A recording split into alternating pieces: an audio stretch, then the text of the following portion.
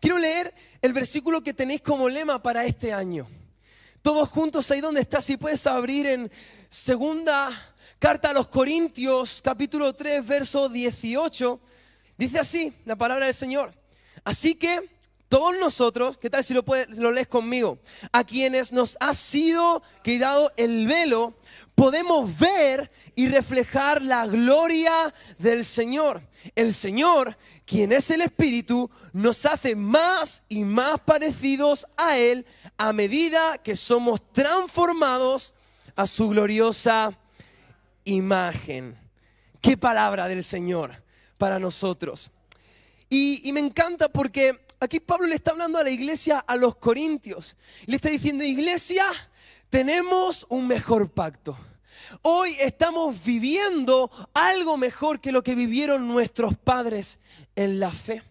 Hoy estamos viviendo ese nuevo pacto que Jesús ganó en la cruz del Calvario y nos ha dado a su Espíritu para poder vivirlo en su plenitud. Y la promesa de ese nuevo pacto es que vamos a ser transformados a la imagen de Cristo. Y me encanta porque desde el principio de los tiempos este ha sido el propósito de Dios. Desde que creó al ser humano ha sido reflejar su imagen en él. Por eso el Señor, el Dios Trino, dijo, hagamos al hombre a nuestra imagen y a nuestra semejanza. Y Adán y Eva fueron creados a imagen de Dios. Realmente en el principio de los tiempos esta verdad estaba visible, porque el hombre caminaba con Dios. El hombre estaba en el paraíso, en la presencia, viviendo la gloria de Dios día tras día.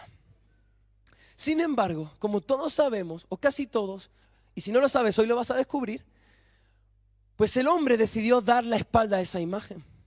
El hombre decidió darle la espalda a Dios. El hombre decidió vivir en su propia imagen.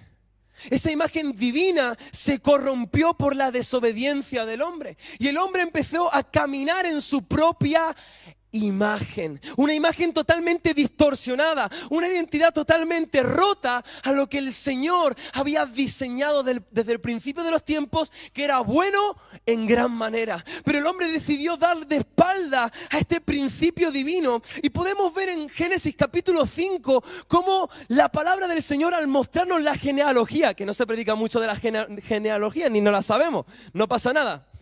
Es parte de ser cristiano, no saber de la genealogía. Pero bueno, también hay que aprenderla, hay que leerla, tienen principios súper bonitos. Pero ahí dice que Dios creó a imagen suya a Adán y Eva, pero que los hijos de Adán y Eva fueron creados a imagen de Adán. Desde el pecado del hombre, desde ese momento en que le da la espalda a Dios, ya el hombre estaba condenado a nacer a imagen del hombre, a imagen de Adán. Por eso la Biblia nos enseña, ya también en el Nuevo Testamento, que nosotros fuimos hechos a imagen de Adán. Nosotros nacemos con una naturaleza caída, con una naturaleza que tiende al pecado. Por mucha bondad que podamos expresar sin Cristo, siempre va a haber maldad en nuestros corazones. Siempre vamos a tender a fallar, a romper algún paso de la ley que está en el corazón de Dios. Y entonces desde el pecado de Adán y Eva necesitamos ser transformados. Y el plan de Dios durante toda la historia era restaurar esa imagen que había sido destruida por el hombre. Era poder volver a la imagen original. Por eso vino Cristo. Por eso tú y yo estamos llamados a ser transformados a la imagen del Hijo. Porque la imagen que recibimos en herencia y vivimos después durante toda nuestra vida es una imagen que nunca va a ser plena, que nunca va a emanar del corazón de Dios, que nunca va a reflejar la luz de Cristo. Por eso esta verdad se presta tan necesaria en nuestro tiempo. Y aún más teniendo ya la revelación de Cristo. Pero viendo y entendiendo esto, y entendiendo que ya desde el principio Dios prometió que esta transformación iba a ser posible a través del simiente de la mujer, ahí en Génesis capítulo 3, verso 15, Dios, en su intento de acercarse al hombre y que el hombre pudiera recibir esa imagen divina, se fue revelando a hombres específicamente. Empezó con Abraham. Y de ahí formó un pueblo para revelarse a ese pueblo, para darse a conocer. Porque el hombre había perdido totalmente la imagen de Dios. Ya no conocía a Dios, ya no sabía lo que era. ¿Cómo vas a volver a una imagen que no has visto, que no has conocido, que no sabes cómo es? Entonces Dios se va revelando al hombre, se va revelando a Abraham, se va revelando a su hijo Isaac, a Jacob, a los padres de Israel. Luego los hijos de Jacob, las 12 tribus. Después José, sabemos que fue esclavizado en Egipto. Después Israel necesita de los recursos de Egipto y José es utilizado por Dios para que el pueblo fuera preservado en su tiempo. Pero luego vemos cómo el pueblo de Israel se vuelve esclavo de Egipto. Es una representación de cómo nosotros, cuando perdemos nuestra imagen, somos esclavos del pecado y estamos bajo el reino de las tinieblas. Entonces quiero detenerme aquí porque también Pablo en la segunda carta a los Corintios habla de este momento. Habla de cuando Dios entrega la ley a Moisés y el pueblo le es puesto un velo para no ver la gloria del Señor, aún habiéndola experimentado, una gloria que se desvanece.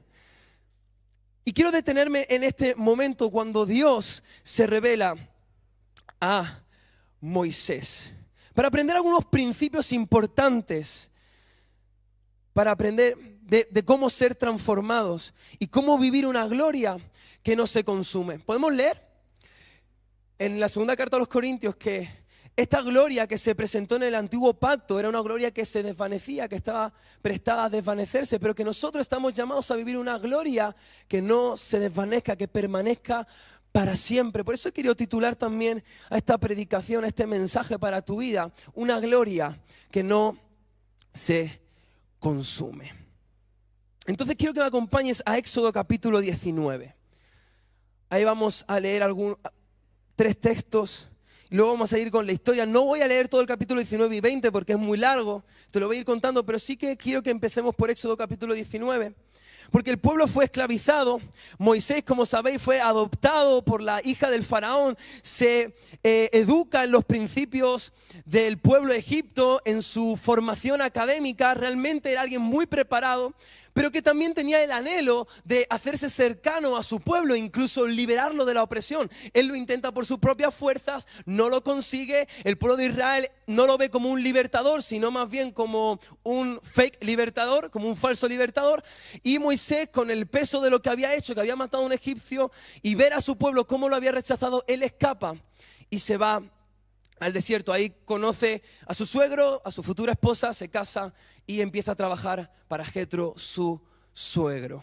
Luego él es llamado por Dios y vemos cómo él acepta ese llamado. Le cuesta un poquito, pero va y libera al pueblo de Israel, que empieza a caminar, cruza el Mar Rojo, se abren dos, cruza el pueblo, los egipcios son ahogados. Pero vemos que en el capítulo 19, al tercer mes de la salida de los hijos de Israel de la tierra de Egipto, en el mismo día llegaron al desierto del Sinaí. Y el versículo 3 dice, Moisés subió a Dios y Jehová lo llamó desde el monte diciendo, así dirás a la casa de Jacob y anunciarás a los hijos de Israel.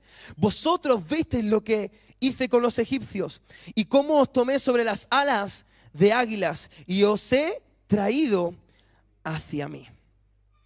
Ahora pues, si diereis oído a mi voz y guardareis mi pacto, vosotros, ese pueblo esclavo, ese pueblo sin esperanza, ese pueblo que había vivido 400 años oprimido por el reino de Egipto, seréis mi especial tesoro sobre todos los pueblos, porque mía es toda la tierra. Y mira lo que dice aquí, y vosotros me seréis un reino de sacerdotes y gente santa. Un reino de sacerdotes, es decir, un reino, un pueblo que muestre a las demás naciones quién es Dios.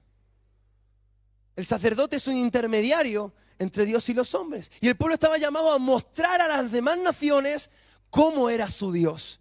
Pero además, un pueblo santificado. ¿Cómo es Dios? Dios es santo. Su pueblo debía mostrar la imagen de su santidad. Entonces Dios aquí está dando una palabra a Moisés para el pueblo. Y es, Moisés, dile a mi pueblo que necesita ser transformado. Por años ha estado viviendo en esclavitud, viviendo bajo los principios de un reino de tinieblas, un reino de opresión. Pero hoy está llamado a vivir en la libertad que yo le he dado a través de ti, para que puedan ser un pueblo santo, un especial tesoro y un reino de sacerdotes. Y aquí Dios empieza a hablar con Moisés y empieza a decirle que Él se iba a manifestar en el monte del Sinaí. Es más, le dice al pueblo que se prepare para este encuentro, porque Él quería que el pueblo escuchase su voz y escuchase lo que Él tenía para decir a través de Moisés. Es decir, quería que el pueblo escuchase su propia voz, que no viviera de las voces de los demás. Además, le dice que se santifique, porque debía haber santidad para poder experimentar la gloria del Señor. Y en el versículo 13 ahí puedes leer que Dios pone un límite para que el pueblo no los traspase. Pero en el versículo 13 dice, cuando suene largamente la bocina, subirán al monte. Y vemos que Dios está preparando un encuentro. Así como el esposo y la esposa se preparan para un encuentro en su noche de matrimonio, en su noche de bodas, Dios está preparando un encuentro con Moisés, pero un encuentro que iba a ser visto y oído por el pueblo. Un encuentro para revelarse a sí mismo, para mostrar la imagen que quería que ese pueblo representara a las demás naciones. Y vemos cómo Dios desciende al tercer día, cómo de repente empieza a haber estruendo, empieza a haber truenos, relámpagos, y Dios desciende como fuego al monte de Sinaí. Moisés sube a ese monte y ahí podemos ver en el versículo 17 que Moisés saca del campamento al pueblo para recibir a Dios y se detiene al pie del monte. Y en el versículo 19 dice que la bocina iba aumentando en extremo. Y Moisés hablaba y Dios le respondía con voz tronante. Y descendió Jehová sobre el monte Sinaí, sobre la cumbre del monte. Y llamó Jehová a Moisés a la cumbre del monte. Y Moisés subió. Y podemos ver ahí como Dios habla con Moisés, le da los 10 mandamientos. Pero vemos algo que a mí realmente me parte en dos. Vemos como en este encuentro el pueblo se estremece y tiene miedo. Luego en el capítulo 20 podemos leer cómo todo el pueblo observaba el estruendo y los relámpagos y el sonido de la bocina y el monte que humeaba. Y viéndolo el pueblo temblaron y se pusieron de lejos. Y dijeron a Moisés, habla tú con nosotros y nosotros te oiremos, pero no hable Dios con nosotros para que no muramos. Dice que Moisés le responde, dice, no temáis, porque para probaros vino Dios y para que su temor esté delante de vosotros, para que no pequéis. Entonces el pueblo estuvo a lo lejos y Moisés se acercó a la oscuridad en la cual estaba Dios. Y Deuteronomio 5, Moisés narra este episodio de una manera más estremecedora, porque dice que el pueblo dijo a Moisés, he aquí Jehová nuestro Dios nos ha mostrado su gloria y su grandeza, y hemos oído su voz de en medio del fuego. Hoy hemos visto que Dios habla al hombre y éste aún vive. Ahora pues, ¿por qué vamos a morir? Porque este gran fuego nos consumirá si oyéremos otra vez la voz de Dios. Moriremos, porque ¿qué es el hombre para que oiga la voz de Dios viviente que habla de en medio del fuego como nosotros la oímos y aún viva? Y le dice a Moisés, acércate tú y oye todas las cosas que dijere Jehová nuestro Dios, y tú nos dirás todo lo que Jehová nuestro Dios te dijere, y nosotros oiremos y haremos. Y cuando Dios escucha todo esto, y después de hablar con Moisés un poquito, en el versículo 30 le dice, ve y diles a este pueblo, volveos a vuestras tiendas, pero tú, Moisés, quédate aquí conmigo. Y a mí me parte en dos esta escena. Porque vemos que la manifestación de la gloria de Dios está siendo revelada al pueblo. Como el pueblo estaba experimentando aún esa gloria que se iba a desvanecer, pero esa gloria que manifestaba que Dios estaba con ellos. Esa presencia que iba a marcar su identidad, que iba a marcar su caminar con Él, que iba a marcar su camino a la tierra prometida. Pero este pueblo tiene miedo y en vez de permanecer donde Dios le había dicho que permanezcan, se alejaron de esa gloria. Y decidieron vivir bajo la experiencia de la gloria de otro. Porque, ¿qué dice el pueblo? Moisés, acércate tú, habla todo lo que tengas que hablar con Dios y después tú ya nos cuentas.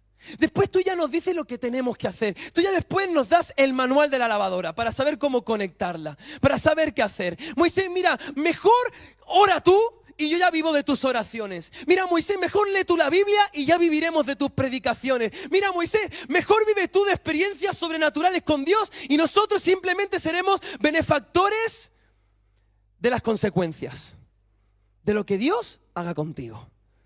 Pero guárdenos del Señor de morir porque experimentemos su gloria. ¿Qué es el hombre? Para que escuche otra vez la voz del Señor. Lo peor de todo es que el pueblo quiso envolver su decisión de alejarse en una falsa espiritualidad. Y aquí me atrevo a decir que es donde nace la religiosidad.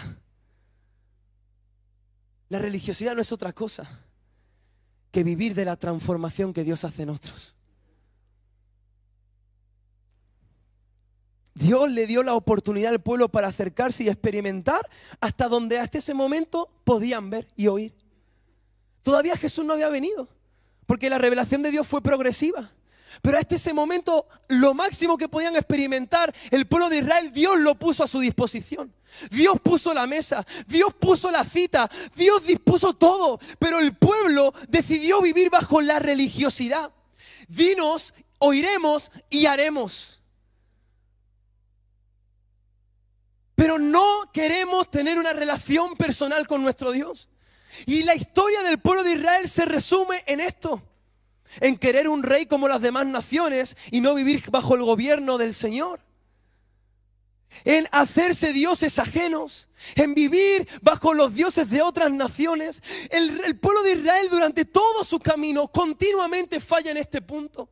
Cada vez que el Señor le dice, volveos a mí. Cada vez que el Señor le dice, os quiero atraer a mi presencia, os llevaré al desierto y os volveré a enamorar de mí. Yo soy vuestro esposo. Aunque seas una esposa infiel, yo te restauraré, yo te limpiaré, vuelve a mí. Continuamente el pueblo estaba ciego por el velo que tenían de su religiosidad. Por eso el pueblo de Israel vemos cómo le costaba tanto ser transformado, cómo le costaba tanto vivir bajo la gloria del Señor. Y como solo unos pocos, los pocos valientes que se atrevían a acceder a esa gloria, esos pocos como Moisés que no tenían miedo de acercarse al fuego del Señor, fueron los que escucharon, vivieron lo sobrenatural de la manifestación de la gloria del Señor. Como Isaías el profeta que dijo, en el año de la crisis, en el año en el que el rey Uzías murió, yo vi la gloria del Señor. Porque vivir bajo la religiosidad nos llevará a vivir destellos de su gloria, pero no bajo una experiencia personal. Quizás vivimos momentos de milagros, momentos de sanidades, momentos emocionales, momentos sentimentales con el Señor, pero no viviremos bajo la presencia y la gloria del Señor. No sabremos reconocer que el Señor está con nosotros. Hoy tú y yo necesitamos vivir bajo la gracia de su gloria. El pueblo no se merecía experimentar al Señor, pero el Señor se manifestó para que el pueblo lo experimentara, pero el pueblo decidió rechazar la gracia. Dios puso un límite en el monte del Sinaí para que el pueblo no accediera y por su inmadurez muriera. Pero en ese momento donde el pueblo se aleja, en ese momento fue donde ya no había límites de Dios, simplemente el hombre estaba poniendo su límite. Dios había puesto un límite, pero cuando rechazaron la gracia, rechazaron la gloria del Señor, ahora el límite lo estaba poniendo el ser humano, otra vez. El pueblo huyó de la responsabilidad de un encuentro con su Creador. Huyó de la responsabilidad de ser transformado. Su destino era vivir en la gloria, en esa gloria manifiesta del Señor. Pero terminaron destruidos por su propia religiosidad. Por eso el profeta Oseas dijo, así como ustedes, sacerdotes, se niegan a conocerme, yo me niego a reconocerlos como mis sacerdotes. Poquito antes dice, mi pueblo perece por falta de conocimiento. Y esta es la historia del pueblo de Israel. Un pueblo que estaba destinado a ser un especial tesoro. Un pueblo que estaba destinado a llevar la gloria de Dios a las naciones. Pero un pueblo que terminó destruido porque no se atrevió a conocer a su Creador. Un pueblo que se indignó de ser transformado por la gloria del Señor. Y me rompe como el Señor dice, ustedes que se han negado a conocerme, yo me negaré a reconocerlos. Señor, Señor, ¿cuántas cosas hicimos en tu nombre? Yo no te conozco. Pero Señor, ¿cuántas cosas hice en la iglesia? Yo no te conozco. Señor, pero ¿cuánta gente le invité a la iglesia un domingo y hoy te han servido? Sí, a ellos los conozco, pero a ti no. Una posición, un servicio, un ministerio no es garantía de conocimiento. Puedes ser el mejor servidor de la iglesia, tener el mejor ministerio del planeta Tierra, pero si no tienes un encuentro personal con la gloria manifiesta del Señor Jesús y eres transformado a la imagen de Cristo, estarás ejerciendo ministerio, servicio, posición bajo tu propia imagen. Incluso de la imagen que te estás haciendo de Dios, de la iglesia y de Jesús. El libro de los jueces nos habla que hubo ciertas personas que empezaron a crear estatuas a imagen de Dios, pero realmente estaban creando a su propia imagen. No bases lo que haces para el Señor en tu propia imagen. Porque todo ministerio basado en nuestra propia imagen podrá tener el reconocimiento del mundo, pero tendrá el rechazo del cielo. Y hoy tú y yo estamos llamados a ser un pueblo santo, en un especial tesoro reconocido por el cielo. Que cuando el Señor nos vea nos diga, buen siervo y fiel. En lo poco has sido fiel, sobre mucho te pondré. Cada vez que tú te entregaste, cada vez que dijiste que sí a mi presencia, yo te vi, yo te amé y yo te llevé más allá y te llevé de gloria en gloria. Y cada día que pasaste, fuiste transformado a la imagen de mi Hijo. Por eso pasa y disfruta de tu morada eterna. Fíjate lo que le pasa al pueblo. Moisés baja, da un discurso al pueblo, da los 10 mandamientos, pero vuelve a subir a la montaña. 40 días y 40 noches. Y vemos un pueblo que incluso bajo el sacerdocio de Aarón hace un becerro de oro. Porque cuando nos alejamos de la posibilidad de que Dios restaure y transforme su imagen en nosotros, la única opción que queda es ser transformados a la imagen del ídolo que ocupa el lugar del Señor. Ahora es tu decisión si vivir bajo la imagen de Cristo o bajo la imagen de tus ídolos. El pueblo que se alejó del encuentro con la gloria del Señor fue el pueblo que días después creó un ídolo. Porque Moisés tardaba demasiado. En el momento de incertidumbre, de la prueba, en el momento de la crisis de fe, se decantó por seguir a sus ídolos. Y le dio honor y adoración a sus ídolos de lo que el Señor había hecho. Porque dice, estos son los dioses que os sacaron de Egipto. A mí se me pone la piel de gallina cuando escucho esto.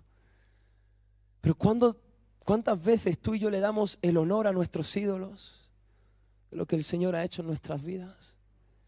¿Cuántas veces nos damos el mérito a nosotros mismos? Porque muchas veces nuestro ídolo somos nosotros mismos, de lo que solamente es mantenido en la gracia del Señor. Yo es que he luchado por mi familia, he trabajado arduo e insaciablemente por traer un pan a mi hogar. Y está muy bien, te tienes que esforzar. Pero si te puedes esforzar, si puedes respirar, si tienes aliento, si tienes familia, si tienes un trabajo, es porque el Señor lo ha dispuesto para tu vida. No le des a los ídolos el honor y el reconocimiento que solo se merece el Señor. Los ídolos no te sacaron de Egipto, no te quitaron las cadenas, fue el Señor. en los momentos de prueba, de incertidumbre, no te olvides quién te rescató. Porque aquel que te rescató te sigue manteniendo en pie. No te inclines ante los ídolos. Por eso el apóstol Pablo dirá, ese pueblo estaba con un velo. Y aún hasta el día de hoy siguen velados por su religiosidad. Los fariseos, los saduceos, los sacerdotes de ese tiempo estaban con sus ojos cegados ante la realidad de que el Mesías estaba enfrente de ellos. Ellos eran su propio ídolo, sus costumbres, su religión, sus tradiciones eran el ídolo que ellos seguían día tras día. Ponían por encima la revelación que ellos tenían de nuevas costumbres y enseñanzas a la revelación que Dios estaba teniendo en ese mismo momento, que Él se estaba presentando en su imagen visible a ellos y ellos no lo reconocían. Ahora me pregunto siempre con esta imagen, si el Señor se presentara en nuestra iglesia, se sentara en la última fila de esta congregación, ¿seríamos capaces y tendríamos el discernimiento suficiente para reconocer que Él es el Señor? Para reconocer que Jesús está en medio de nosotros, para reconocer que Él está en medio de la iglesia, para reconocer que Él está en medio de nuestros problemas. ¿Tendremos el suficiente acercamiento a su presencia como para saber en el momento que Él se manifieste, que Él se está manifestando? Porque un pueblo ciego por sus ídolos nunca podrá ver y experimentar la gloria del Señor que no se consume.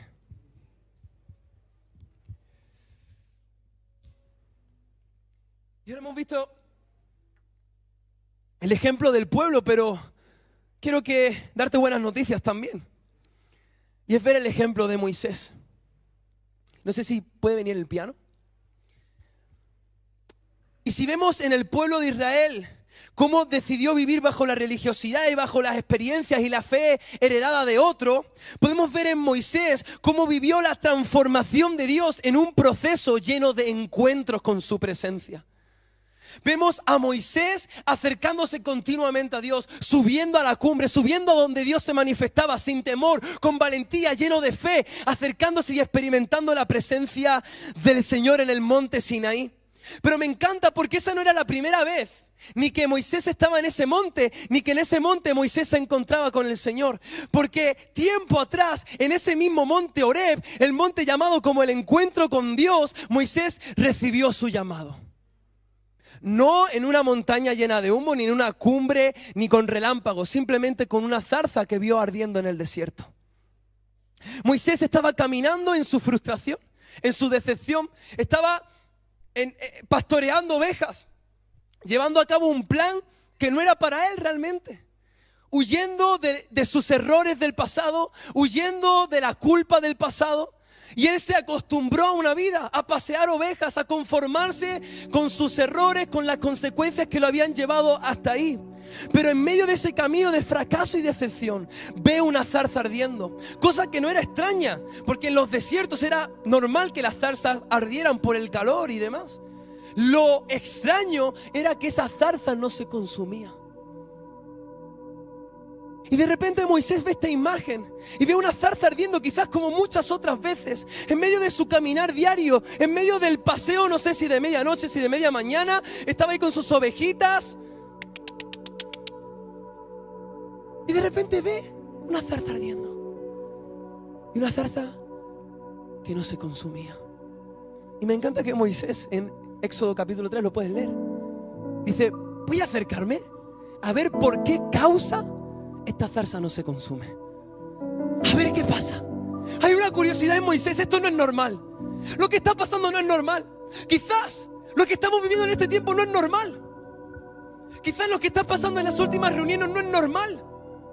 ¿Te acercarás o te mantendrás lejos? Yo quiero que en este tiempo el Señor ya lo está haciendo, pero aún más va a hacer cosas que no son normales. Va a haber zarzas ardiendo en el desierto. Va a haber fuegos que no se consumen. Ahora tú y yo tenemos la responsabilidad de acercarnos y ver por lo menos por qué está pasando esto, o alejarnos. Hay muchos cristianos que ven cualquier manifestación del Espíritu Santo y dicen, no, esto es diabólico. Yo siempre le pido al Señor, digo, Señor, dame la humildad suficiente para acercarme por lo menos por curiosidad. Por lo menos para ver si es tuyo. Y Moisés se acerca y de repente el Dios, el ángel de Jehová, que estaba en ese fuego ardiente, se presenta a Moisés. Le dice: yo soy el Dios de Abraham, de Jacob, de Isaac. El Dios que se reveló a los padres y que hoy se está revelando a tu vida para llamarte, para que liberes a mi pueblo. Y Moisés dice: ¿quién soy yo? Él se quita las sandalias porque era un lugar santo. Su presencia, su gloria, un lugar santo. Y de repente Moisés se acerca en medio de la decepción y está encontrándose con el Dios que él quería defender tiempo atrás por su propia fuerza, pero que ahora lo estaba llamando por su nombre para liberar a su pueblo. Aquel plan que había fracasado hoy está siendo rehecho en las fuerzas del Señor. Y Moisés dice: ¿pero quién soy yo? Si ya no me acuerdo ni cómo hablar. Si estoy tanto tiempo con las ovejas que ya no hablo el idioma. ¿Qué voy a hacer? Solo tengo una vara. Empieza a poner excusas ahí Moisés. Pero el Señor le dice: yo soy el gran yo soy. No vas a ir en tu nombre, Moisés. Tú lo intentaste en tu nombre. Tú lo intentaste en tu fuerza. Tú intentaste poder llevar mi nombre sin mí. Pero hoy yo me estoy presentando delante de ti para revelarte quién soy yo y para que en mi nombre liberes a ese pueblo cautivo que tiene que experimentar mi gloria. Y vemos cómo Moisés es transformado a pesar de las excusas que tenía, de las carencias que tenía. Todo fue satisfecho y completo, no en quién era él, sino en quién era Dios. La manifestación de su gloria nos llama y nos invita a conocer quién es el Señor. Y conociendo quién es el Señor, ser transformados y vivir en un propósito divino. Y cuando comprendemos, dale un aplauso al Señor si quieres.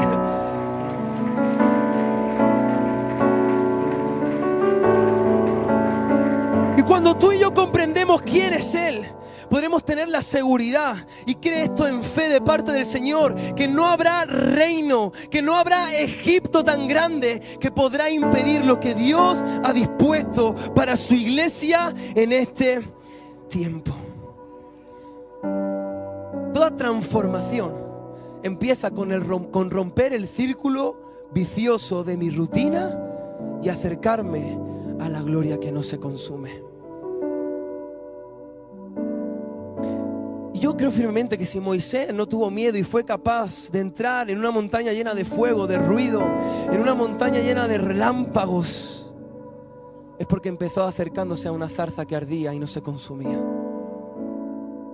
Muchos quieren llegar a la montaña, pero no pasar por la zarza.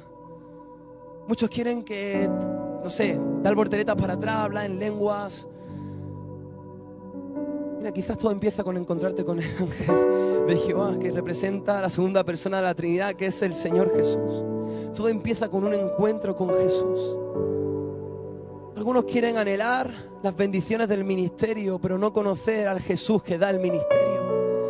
Y hoy tú y yo no podemos ser una iglesia que anhela la montaña sin haber experimentado el poder que tiene un encuentro con la zarza que no se consume. Esa gloria que no parece tan grande a los ojos de los hombres, pero que es lo suficientemente grande para transformar mi mente y mi corazón y entregar mi vida al propósito del Señor.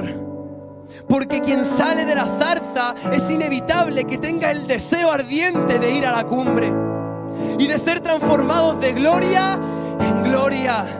Vino la gloria de la zarza, vino la gloria de la montaña, vino la gloria del tabernáculo, y el pueblo, aquellos profetas, aquellos que se adentraron en la presencia del Señor, vivieron de gloria en gloria hasta que llegó el Señor Jesús. Y aquellos que conocieron al Señor Jesús, sus discípulos, vivieron una gloria mayor en la presencia del Espíritu Santo en ellos, conociendo que esa gloria ya no se iba a desvanecer, sino que iba a permanecer en nosotros. Por eso hay un principio divino en la palabra del Señor, y es que la gloria postrera será mayor que la primera. Créelo de parte del Señor.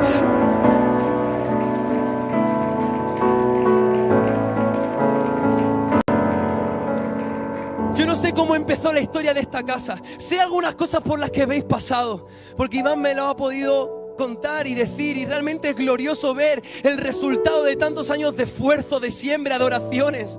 Pero yo estoy seguro que a pesar de vivir muchas cosas, a pesar de vivir restauraciones, liberaciones y la presencia del Señor, la gloria de esta casa será mayor. Esta casa no ha experimentado todavía la manifestación completa de lo que el Señor quiere hacer. Todavía hay mucho por conocer, todavía hay mucho por alcanzar, todavía hay camino por recorrer en la gloria del Señor Jesús. Podemos ver cómo Moisés desde ese momento empezó a amar la presencia de Dios. Era su mayor anhelo, su mayor deseo. Él no podía concebir ni imaginar prescindir de su presencia. Ahora bien, podemos ver que este camino de ser un amante de la presencia del Señor, de ser transformados a su imagen, no es un camino fácil. Moisés, te digo algunas cosas, tuvo que lidiar con un pueblo ciego, con un pueblo de dura cerviz. Tuvo que lidiar con el pecado de otros y aún con el pecado propio, porque vemos que Moisés también falló al Señor. Tuvo que lidiar con que ese pueblo no iba a ver la tierra prometida, sino la generación que vendría, que aún ni él podría ver la tierra prometida. Bueno, ver sí, pero no estar en ella.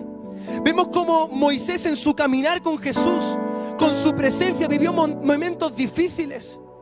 Pero a la vez podemos ver que nunca, a pesar de esos momentos, se quedó a los pies de la montaña ni a las puertas del tabernáculo. Moisés siempre entró. Incluso en ese momento que el Señor le dijo a Moisés: mira, yo voy a acompañar, pero en un momento os voy a soltar. Os voy a dar la tierra prometida, pero ahí a partir de ahora olvidarse de mí. Moisés dijo algo increíble que debe ser nuestra oración día tras día: si tu presencia no ha de ir conmigo, no nos saques de este lugar.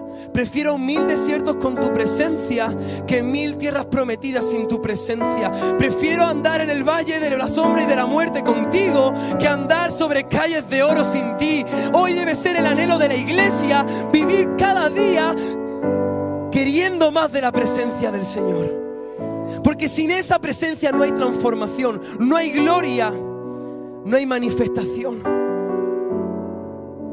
El camino a la cumbre no es fácil.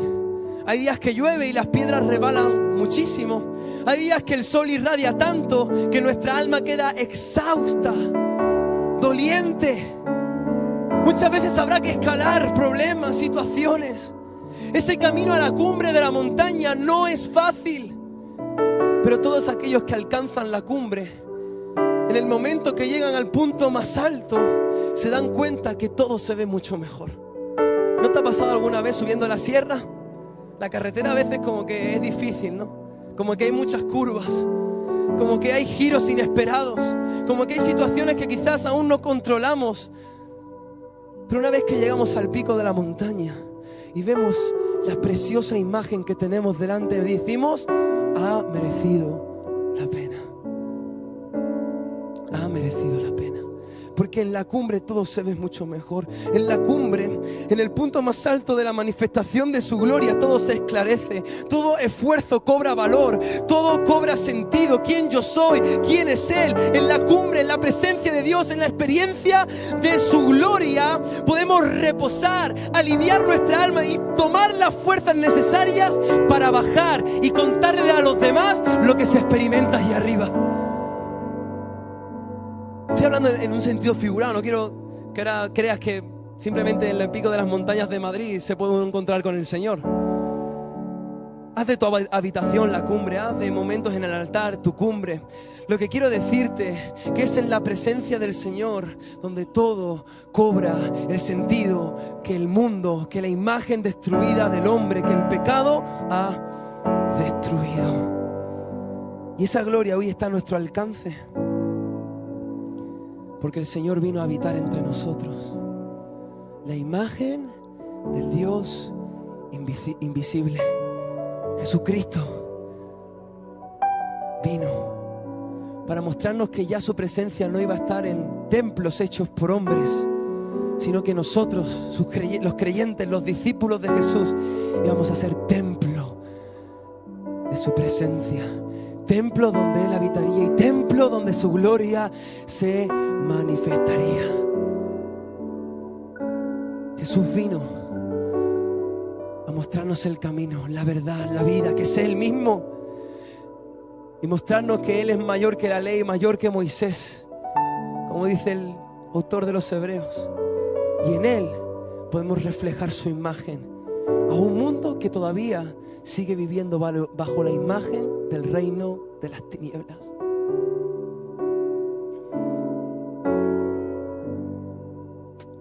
Yo creo que en este tiempo, y ya estoy terminando, y si podéis pasar, en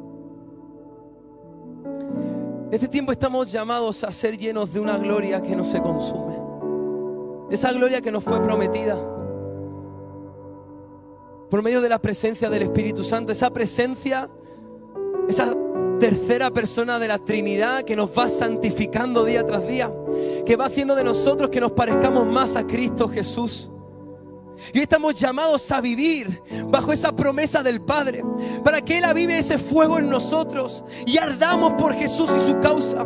Vivamos cada día reflejando la luz de aquello que ha sido puesto en nuestro corazón. Y yo creo que en este tiempo la iglesia está llamada a ser esa zarza ardiente, esa zarza que se presente en los desiertos de este mundo, que se presente en aquellas personas que están divagando por el camino, en aquellas personas que se sientan sin propósito, arruinadas por el pecado, arruinadas por su pasado. Hoy tú y yo debemos de arder para ser esa zarza que asombre a este mundo, no por nuestra luz, porque la zarza es algo normal, somos personas normales de carne y hueso. Lo que hace sobrenatural esta imagen es que el fuego del Señor, la gloria, reposa sobre esa zarza. Iglesia, estamos llamados a que la gloria del Señor repose en nosotros. Me encanta Efesios, porque menciona Pablo en la carta a los Efesios que tú y yo somos la iglesia gloriosa. Somos una iglesia gloriosa, vestida de Cristo, en el vínculo del amor, en el vínculo de la paz. Y tú y yo tenemos el llamado y la misión de poder irradiar la luz de la gloria del Señor. Levántate y resplandece, porque la luz del Señor ha llegado sobre ti.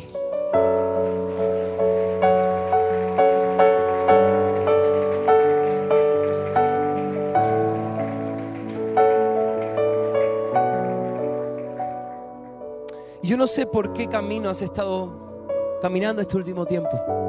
No sé cuál ha sido tu desierto, cuál ha sido tu rebaño de ovejas. Quizás una situación familiar, quizás una situación económica, quizás una situación de residencia, quizás una situación espiritual, quizás el peso de la culpa, el peso del pasado, el miedo al futuro. No sé cuál ha sido tu camino en este tiempo. Lo que sé es que el Señor está en este lugar. Lo que sé es que si el Señor está en este lugar, tu vida puede ser transformada. Porque donde está el Señor, su gloria está.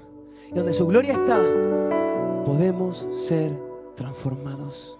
Y empezar a caminar, ya no de fracaso en fracaso, ni de decepción en decepción, sino de gloria en gloria. Empezar un camino diferente. Porque Jesús fue aquel libertador de cautivos. Tú y yo pertenecíamos al reino de las tinieblas y Él vino, caminó y vino a traer libertad a los cansados, a los cautivos, a ti y a mí, para que podamos experimentar su presencia y escuchar el llamado que Él tiene para nosotros. Y hoy tú tienes que ver, te invito a cerrar tus ojos por un momento y abrir tus ojos espirituales, porque hoy tienes que ver a Jesús delante de ti. Hoy tienes que ver esa zarza ardiente llamándote, esa zarza ardiente que te invita a quitarte las sandalias, esa gloria que te invita a purificarte y que puedas ver que la gloria del Señor Jesús está ahí. Esa gloria que no se consume, esa gloria que no se desvanece, Esa gloria que pertenece a aquel que es mayor que Abraham, mayor que los ángeles, mayor que la ley, mayor que Moisés, que es el gran yo soy, que mostró la gloria del Padre y ganó nuestra libertad en la cruz del Calvario. Hoy tú y yo tenemos que ver a Jesús, que venció el pecado y la muerte, que venció todo aquello que destruía nuestra imagen. Y que hoy, viendo al Señor Jesús delante de nosotros, podemos encontrarnos con Él, ser llenos de su Espíritu para empezar a caminar una vida diferente. No una vida de destellos de gloria, no una vida de momentos emocionales, no una vida de momentos sentimentales, no una vida de encuentros esporádicos, una vida que camine cada día en la gloria que no se consume.